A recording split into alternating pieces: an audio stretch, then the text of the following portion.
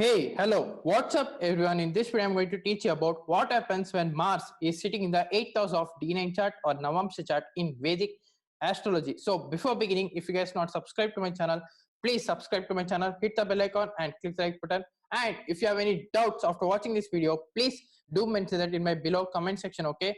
And yes, please do like and follow my Facebook community page, Parikshith Astrology also. So let's begin. So mainly, what do you mean by Navamsa chart or the D9 chart? See, Navamsa chart or the D9 chart is the second most important chart of your birth chart. It is mainly seen for your strengthness of your planet. It is also seen for your married life. It is also seen for your relationship between you and your spouse and also your marital life. See, Navamsa chart or the D9 chart mainly gets activated after your second half of your life or after your married life. See, second half of your life means it's nothing but 33 years or 36 years of your age. After that, the Navamsa chart will get activated. Now, coming to the strengthness of your planet. Now, let's say, for example, if any planet is debilitated in your birth chart. Now, let's say, for example, if Sun is debilitated in your birth chart and that planet Sun has been exalted in your Navamsa chart or the D9 chart, that shows that that planet Sun has gained extra strength or extra power. Now, coming to the married life. See, every individual divisional chart, including the main birth chart, has its own Karaka planet or the significator planet, right? Now, suppose in your birth chart or the D1 chart or the Rashi chart, Sun is the Karaka planet or the significator planet, right? So, likewise, in your Navamsa chart or the D9 chart, Venus is the Karaka planet or the significator planet. So, Venus should be placed in an exalted sign, Mool Trikon sign, own sign, or in a friendly sign. That shows that your married life will be very good. Now, coming to the 8th house of your D9 chart or Navamsa chart. Now, what does 8th house of your D9 chart or Navamsa chart represents? See, 8th house of your D9 chart or Navamsa chart represents your in-laws. So, after your married life, whether you will be having very good relationship between your in-laws or not can be seen from the 8th house of your D9 chart or Navamsa chart. It is also seen for any problems in the married life, whether the problems occurs or not in the married life or after the married life. It can be seen from the 8th house. So these are all things can be seen from the 8th house of your D9 chart or Navamsa chart. Now, what happens when Mars is sitting in the 8th house of the D9 chart or Navamsa chart? Now, what does planet Mars represents? See, planet Mars represents your courage, your aggressive nature. It also represents the technical things or technical field. It also represents engineering things. It also shows that you might also get accident during the Mars Madasa or Antardasa after the married life. Now, it also shows that there might be some relationship problems between you and your in-laws. Okay, so your in-laws might be very aggressive, short-tempered nature and all. Okay, so if Mars is in the own sign, that is in the 8th house, if it is in the own sign or in an exaltation sign, it is very good for you. And your sexual life after the married life, it will be very good. Your private things will be very good. Okay, now if Mars is afflicted there with Saturn, or if it is debilitated, or Mars is with Rahu or Ketu, then that shows that surely you need to face a lot of problem during the Mars Madasa. You will be having a lot of health problems that you need to take care. Okay, and you might even face accidents also. See, in the past life you did something bad regarding the Mars thing. Okay, if Mars is afflicted or if debilitated in the Navamsa chart. So suppose you might have killed an animal, or you might have killed a person, okay, by shooting, or you might have murdered a person knowingly or unknowingly. Okay, so these are all the things it might have happened. Chances I'm telling. Okay, if Mars is in the 8th house, if debilitated in the Navamsa and also afflicted, and in the birth chart also if afflicted or weak.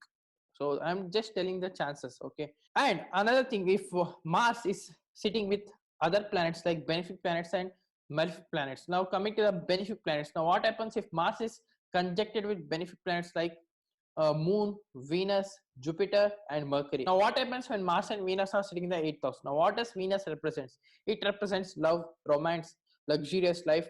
It also represents your spouse, especially in a man's chart. It represents female. So when Mars and Venus are sitting in the 8th house, that shows that you have a lot of desires inside you after the married life. It also shows that you might even have some extramarital affairs after the married life. So these are all the chances that I'm telling. Now it also shows that your lot of sexual desires also. Now what happens if Mars is with Jupiter? Now what does Jupiter represents? See, Jupiter represents divine knowledge, spiritual knowledge. It also represents your teacher, your guru, or advisors, counselors. So when Mars and Jupiter are sitting in the 8th house, that shows that regarding that Jupiter thing, you'll be having some problems in the 8th house. So 8th house is bad house, right? So normally after the married life, you might be having some problems with your teachers or gurus or advisors or counselors or advocates, or if you are in teaching profession, some obstacles might come during Jupiter's Madas or Antaras after the married life. Okay, some problems will be there. Now it also shows that you might have some obesity problem or jaundice, because 8th house represents problems, always negativity related to health, or it also represents longevity or death in the birth chart. But in the Navamsa chart, it represents mainly the in-laws and all. Okay, so your in-laws might be very educated, very aggressive, having very aggressive type of personality, because it's with Jupiter. Even though if they are having knowledge, they might be having some ego. Okay, selfish type of nature might be there with your in-laws. Now if Jupiter and Mars are in the 8th house after the married life, if you want to change your job, you can go for banking sectors if you want. Now what happens if Mars is with Mercury? Now what does Mercury represent? It represents your intelligent, it represents a business minded person, it represents communication. So when Mars and Mercury are in the 8th house, then that shows that your in-laws might be having some aggressive type of communication. It also shows that your relationship between you and your in-laws might be very bad, because your Mercury is afflicted again. Okay, so related to Mercury things, it might go wrong. Okay, and you might be business minded, or your in-laws might be business minded. After your married life, you might try to invest in the stock market or shares, you can say. Now what happens if Mars is with Moon? Now Moon represents your mother, mind, it signifies happiness. So when Mars and Moon are sitting in the 8th house, that shows that your mother's health might get affected. It also shows that after the married life, you might not be having that much of happiness, because your Moon is afflicted again. Of course, you need to check the 4th house condition and 4th house lord, your 1st house lord condition, your 1st house condition in the Navamsa chart, 7th house lord condition, and also 7th house or 6th house lord and the 6th house condition for the happiness purpose. Okay, but generally Moon represents happiness. So happiness in the married life will be difficult little bit. Okay, during the Moon Madasa or Antardasa, or Mars Madasa or Antardasa.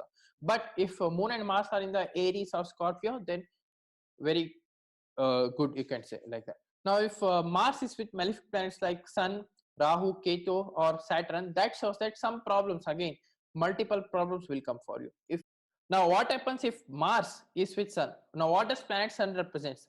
Now Sun represents king, government, Sun represents politics, Sun represents father or fatherly figures. So when Sun and Mars are sitting in the 8th house, some problems will be there with respect to your father-in-law. Okay, some relationship problems will be there with you and your father-in-law.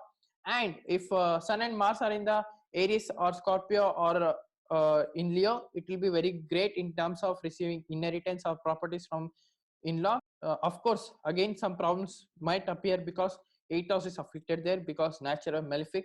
Okay, now what happens if Mars is with Saturn? Now what does Saturn represent? Saturn represents like it represents workaholic nature of a person. It also represents uh, people who look older than their age. It also represents lazy people, lethargic people. It also represents hardworking, sometimes if it is strong. So when Mars and Saturn are sitting in the 8th house, that shows that your in-laws, okay, that shows that your in-laws might be having some principles and discipline that you need to follow them.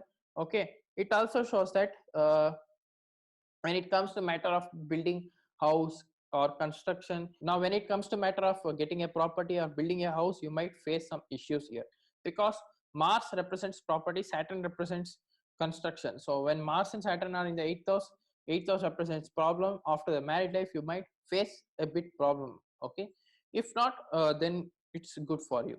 Okay, now what happens if Mars and Rahu are placed in the 8th house? Now what does Rahu represents? Rahu shows your actually it's a Maya. Rahu represents Maya.